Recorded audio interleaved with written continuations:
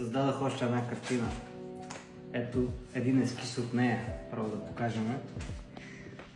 Идеята ми е баща жени детето си, дъщеря си. Дъщеря му се оглежда в огледало. Това е малък ескиз на картината, която исках да нарисувам, като се опитах да вкара много мисъл в нея. И мисълта ми е такава. Ето е картината, вече направена, вече е цветна. Не е малък формат, нормална картина. Мисълта ми е такава. Имаме една бащина фигура, отясно, отляво му е. Това е в средата е дъщеря му, а това е огледалото, в което тя се оглежда. Тя се жени, има було, това е булческо було в главата ѝ, така по-разчупена направена, като в нея се съчетава красотата на нощта и деня. В косите ѝ се преплита това нещо. Бащата, виждаме тук сълзи от радост в очите на фигурите.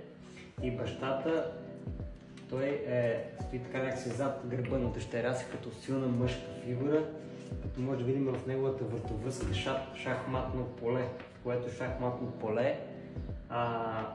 Това показва колко той ходове е премислял напред, за да направи дъщеря си възможно най-щастлива и да направи възможно най-добри избор за себе си.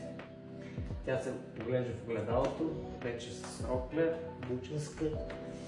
Тук може да видите бялия корсет, който загадва, че тя се жени бяла рокля, бученска. Баща я е прегърнал и се гледа в огледалото от тя, той, и се вижда сълзите на радост в очите им. Използва съм много леки тонове, много прости маски на четката, възможно по-простено, по-структурирано. Детайла се опростява възможно най-много, ако може. В леки тонове тук си играем назад в фона си много по-такъв светло-син цвят, като в огледалото показва малко противоположността в двете, как да наречем, двата свята. Реалния свят и светът на отражението. Тук в отражението се вижда, че синият фон е малко по-тъмен или доста по-тъмен, а тук в реалността небето е по-светло. Малко отражението е малко по-мрачна фигура, тук все малко се загатва от нея. В самата булка, като се загатва устните и части от тялото, но не напълно цялата фигура, като фокусът ни е фигурата в средата, а не тези. Те са подкрепа на нея. И също така тук има много хубава игра в очите. Както виждате, устните са направени като едно сърце. Това от много време си го работи, как искам да структурирам устните да стоят така, да стоят много по-изчистени и същевременно един знак, който е световен, сърцето.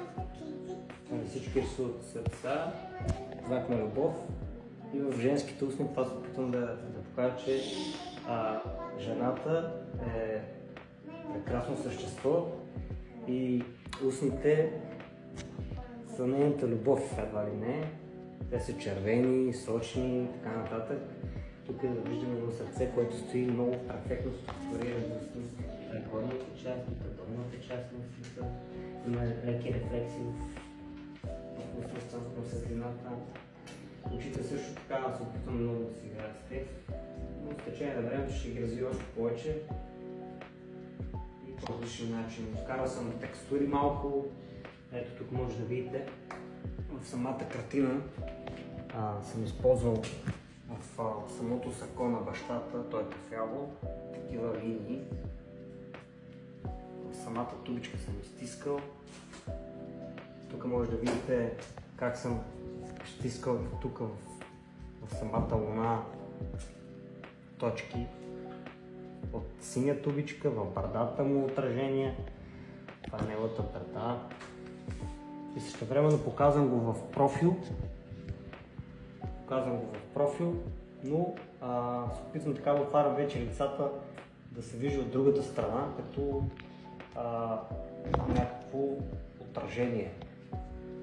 Разчупвам светът, разчупвам композицията по този начин, като вкарвам част от другата му страна прозрачна в фонът, без да има много цвят като кожата му, както е тук. То е прозрачно, просто линия. И така, и се получи доста свежо.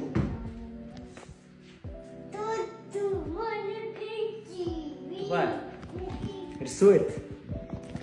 Рисуйте, мислете, скицирайте първо от малки ескизи.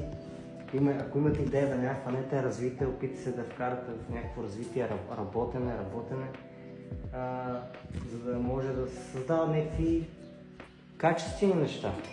Не просто неща, които ще са ни удобни за окото.